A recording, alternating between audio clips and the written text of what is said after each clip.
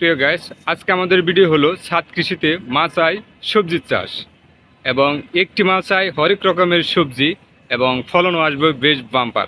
আমাদের এই মাচাটি দেখতে পাচ্ছেন, এটি হলো মিক্স সবজি মাচা, মানে একটি মাচায় বিভিন্ন জাতের সবজি এখানে আছে। এ নিয়ে আমাদের ভিডিও। তাহলে চলুন আমাদের মূল ভিডিওতে চলে যাওয়া যাক। প্রথমে আসি হলো আমাদের এই মাচায় সবজি শসা। এই শসা দেখছেন কি সুন্দর শসা আসতেছে এবং এখানেও শসা ভালো রকম আসতেছে এবং ওখানেও আসতেছে, মানে আরও অনেক শসা আসছিল, ওগুলো আমরা হারভেস্ট করেছি, প্রচুর পরিমাণ ফুল আসতেছে। মাচা কিন্তু একটি। আরেকটি সবজি আপনার সাথে পরিচয় করে দেই, চলুন। প্রিয় গাইস, আমাদের মিক্স সবজি মাচায় এই দেখতে পাচ্ছেন কি সুন্দর সুন্দর বরবটি আসছে। বরবটি এবার বেশ বাম্পার ফলন দেখা যাচ্ছে। এই দেখুন কত সুন্দর সুন্দর বরবটি আসতেছে, এগুলো ছোট হয় কিন্তু ফুল আসতেছে, প্রচুর পরিমাণ বরবটি না দেখলে মিস। প্রিয় গাইস, ছাদ কৃষিতে টবে এরকম সুন্দর ফলন আসতে পারে এ ভাবা যায় না।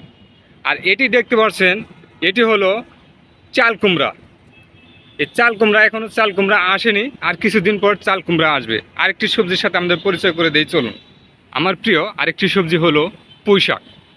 দেখুন কচ্চির ডগা, এগুলো চিংড়ি মাছ দিয়ে রান্না করলে কীরকম মজা লাগবে আপনারা কমেন্ট করুন। একেবারে তরতাজা, অর্গানিক, এখানে কোনো রাসায়নিক কোনো কিছু স্প্রে অথবা টবে প্রয়োগ করা হয়নি। শুধু আমরা টবে নিয়েছিলাম জৈব মাটি, তারপরে আমরা এই বীজগুলো রোপণ করার পরে আর আদার্স কোনো আমরা কেমিক্যাল স্প্রে অথবা কেমিক্যাল সার, কীটনাশক কোনো কিছুই আমরা ইউজ করিনি আমাদের এই ছাদ কৃষি মিক্স মাচায়। তারপরেও দেখতে পাচ্ছেন প্রিয় গাইস, আমাদের এবার কিন্তু ফলন এবং গাছের চেহারা অনেক ভালো। আরেকটি সবজির সাথে আমাদের পরিচয় করে দিব, এ হলো আগাম সিম গাছ। আষাঢ় মাস প্রায় শেষের দিকে, কিন্তু আমাদের সিম গাছ দেখুন, আগাম সিম গাছ। আর কিছুদিন পর এগুলো ফুল আসবে এবং অন্য কিছু গাছে ফুল আসতেছে, আপনাদের দেখাচ্ছি, চলুন। আমাদের সিম গাছে কিন্তু অলরেডি ফুল এসে গেছে। এই যে প্রিয় গাছ দেখুন আমাদের সিম গাছের ফুল, মানে আর কিছুদিন পর, এক সপ্তাহ পর আমাদের সিম গাছ থেকে কিছু কিছু হারভেস্ট করা যাবে। এখানেও ফুল আসতেছে সিম গাছের। দেখুন একটি মাচা থেকে কতগুলো সবজি আমরা রোপণ করেছি এবং প্রতিটি সবজি জায়গা থেকে সে বাম্পার ফলন দেওয়ার চেষ্টা করতেছে এবং ফলনও আসতেছে বেশ বাম্পার। এই যেগুলো দেখুন কি সুন্দর বরবটি, এবং এখানে আসতেছে শসা, এবং শসার এবার ফলন বেশ ভালো, যেহেতু তাপমাত্রা গেলেও অনেক, তারপরেও যেভাবে শসা আসতেছে অনেক ভালো হয়। আমরা প্রায় প্রতিনিয়তই আমাদের শসা গাছ থেকে হারভেস্ট করে থাকি।